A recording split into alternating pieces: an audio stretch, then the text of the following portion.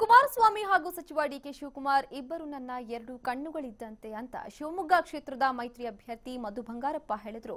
ಶಿವಮೊಗ್ಗದ ಲಗನ ಕಲ್ಯಾಣ ಮಂದಿರದಲ್ಲಿ ನಡೆದ ಜೆಡಿಎಸ್ ಸಮಾವೇಶದಲ್ಲಿ ಮಾತನಾಡಿದ ಅವರು, ಡಿಕೆ ಶಿವಕುಮಾರ್ ಅವರು ನನ್ನ ತಂದೆ ಬಂಗಾರಪ್ಪ ಅವರ ಶಿಷ್ಯ, ಜೊತೆಗೆ ನನ್ನ ಹಿತೈಷಿ.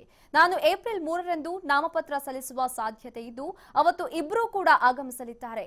ಉಪಚುನಾವಣೆ ಪ್ರಿಪರೇಟರಿ ಪರೀಕ್ಷೆಯಾಗಿತ್ತು. ಅಂದು ಯಾವ ತಪ್ಪುಗಳಾಗಿದ್ದಾವೋ ಅವುಗಳನ್ನ ಇಂದು ಸರಿಪಡಿಸಿಕೊಂಡಿದ್ದೇನೆ. ಈ ಬಾರಿ ಗೆಲುವು ಸಾಧಿಸಿಯೇ ತೀರುತ್ತೇನೆ ಅಂತ ಮಧು ಬಂಗಾರಪ್ಪ ವಿಶ್ವಾಸವನ್ನ ವ್ಯಕ್ತಪಡಿಸಿದ್ರು.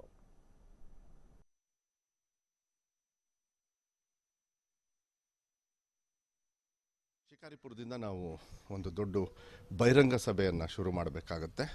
ನಾಮಪತ್ರ ಸಲ್ಲಿಕೆಯನ್ನು ಸಂದರ್ಭದಲ್ಲಿ ಅದು ಒಂದು 2 ದಿವಸದಲ್ಲಿ ಹೇಳ್ತೀನಿ. ಮೋಸ್ಟ್ಲಿ 3ನೇ ತಾರೀಕು ಅವಾಗ ಬರ್ಬೋದು.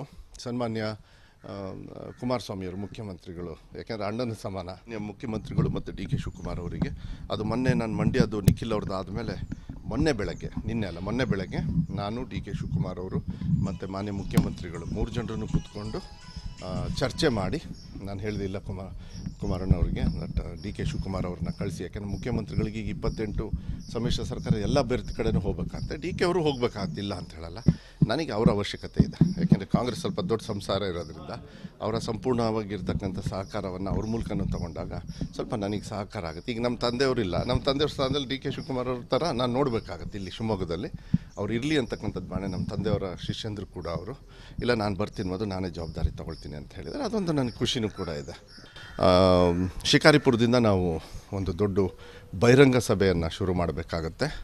ನಾಮಪತ್ರ ಸಲ್ಲಿಕೆಯನ್ನು ಸಂದರ್ಭದಲ್ಲಿ ಅದು ಒಂದು 2 ದಿವಸದಲ್ಲಿ ಹೇಳ್ತೀನಿ. ಮೋಸ್ಟ್ಲಿ 3ನೇ ತಾರೀಕು ಅವಾಗ ಬರ್ಬೋದು.